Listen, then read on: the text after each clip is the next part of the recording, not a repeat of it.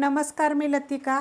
आज मी तुम्हाला भेंडीपासून एक चवदार नाश्ता बनवून दाखवणार आहे। त्यासाठी बघा 3 चमचे बेसन पीठ घेतलेले आहे। चण्याच्या डाळीचे पीठ आहे हे। तुम्ही मुगाच्या डाळीचे जरी घेतलं तरी चालेल आणि 2 चमचे जरी बेसन पीठ घेतलं आणि 1 चमचा तांदळाचं पीठ घेतलं तरी पण चालेल। त्याच्यामध्ये एक 7 ते 8 भेंड्या बघा स्वच्छ धुवून कापून घेतलेले आहेत। ते जास्त बारीक नाहीत कापलेले, अशा पद्धतीत कापायचे। एक छोटा आकाराचा कांदा एकदम बारीक कापून घेतलाय। अर्धा टमाटा आहे बारीक कापून घ्यायचं। बिन तिखटाची मिरची आहे बघा एक, अशी एकदम बारीक कापली, कुटून टाकली तरी चालेल। थोडासा आलं आणि लसूण कुटून टाकलेला आहे, एकदम अर्ध्या चमच्याला पण कमी आहे।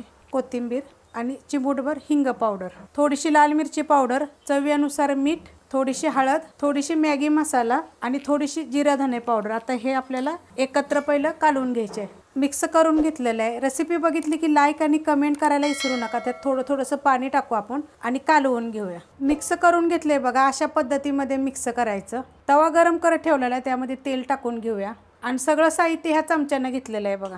तेल चांगलं गरम होऊन देऊया। आता हे असं पसरून घ्यायचं सगळीकडे। तेल पसरलेलं आहे, आता त्याच्यामध्ये आपण ह्या चमच्याच्या साहाय्याने टाकून घेऊया आणि पसरून घ्यायचं सगळीकडे।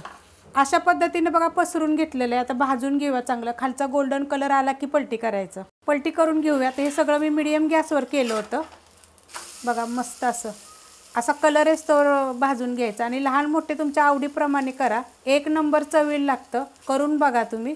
खालची साईड भाजली का बघूया, बघा किती मस्त अशी खरपूस अशी भाजलेली आहे, खायला एकदम छान लागते। अशा पद्धतीने मी बाकीच्या बनवून घेते। रेसिपी बघितली की लाईक करा, सबस्क्राईब करा, कमेंट करा आणि शेअर बी करा।